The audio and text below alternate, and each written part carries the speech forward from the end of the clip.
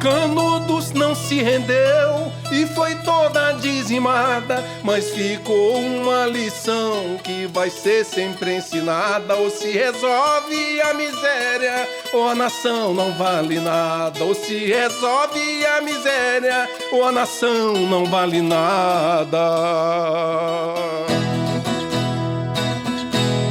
Depois de um ano de guerra e seguidas derrotas das tropas do governo, Canudos foi finalmente dizimada, sem se render. Os que não foram mortos por balas foram degolados e seus corpos deixados insepultos para serem devorados por cães e animais selvagens. As marcas dessa tragédia estão inundadas pelas águas desse açude, construído durante a ditadura militar. Aqui embaixo estão as ruínas de Canudos, ossos e outros fragmentos. Mas a memória do que aconteceu continua muito viva em toda a região. Essa planta se chama favela.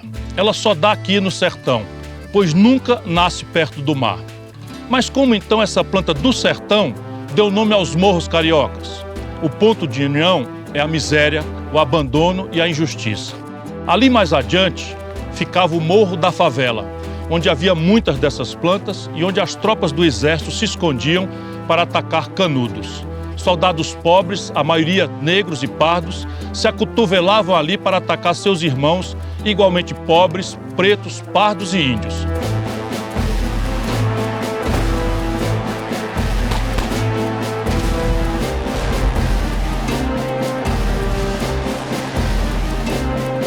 Terminada a guerra, os soldados ainda mais pobres e mais maltrapilhos voltaram para o Rio. Lá não receberam o soldo que lhes prometeram e ficaram mais miseráveis do que eram antes da guerra. Sem emprego e sem casa para morar, ocuparam os morros perto do centro do Rio.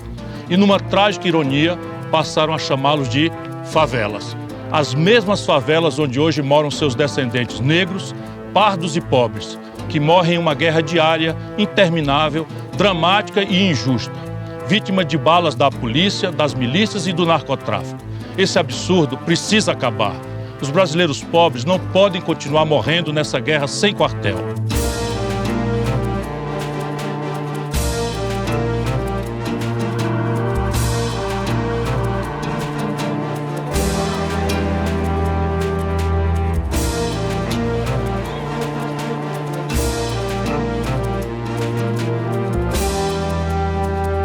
Na época, as elites fizeram passeatas da Rua do Ouvidor, no Rio, contra os miseráveis de Canudos, e pediam que eles fossem dizimados. Criou-se uma guerra do país inteiro contra um minúsculo povoado perdido nos sertões.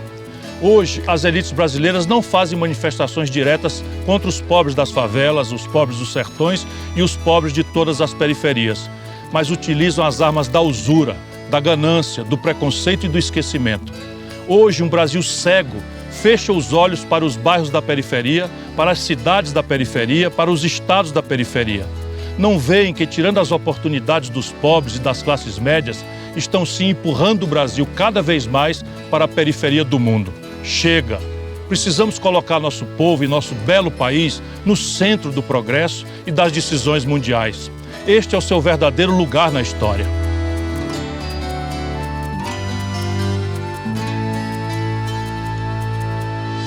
Esse sol inclemente, esse povo heróico e abandonado e a crueldade da guerra provocaram uma mudança de consciência em Euclides da Cunha.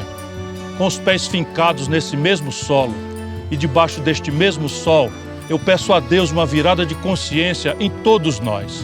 O Brasil não vai resolver sua tragédia social com o abandono dos pobres, como faz Bolsonaro, nem com a enrolação e distribuição de migalhas aos miseráveis, como faz Lula. Muito menos com o abandono da classe média, como fazem os dois. Não vai diminuir a desigualdade apenas com um pacto mal desenhado com as classes trabalhadoras organizadas, mas também ampliando o olhar para os trabalhadores informais e as categorias surgidas com as novas relações de trabalho. Jamais um pacto servil com as elites sanguessugas, mas com uma parceria sólida com as elites modernas e produtivas. Somente assim poderemos avançar e aperfeiçoar a modernidade tosca e mal construída que desenhou a cara perversa deste Brasil desigual. Eu tenho um projeto nacional de desenvolvimento capaz de ajudar a fazer isso. história, algo que eu quis contar. A tragédia de Canudos que não para de espantar. Ouço a voz de conselheiro a gritar na imensidão: o sertão vai virar mar e o mar vira sertão. O sertão vai virar mar e o mar vira sertão. Chega! Precisamos colocar nosso povo e nosso belo país no centro do progresso e das decisões mundiais. Este é o seu verdadeiro lugar na história.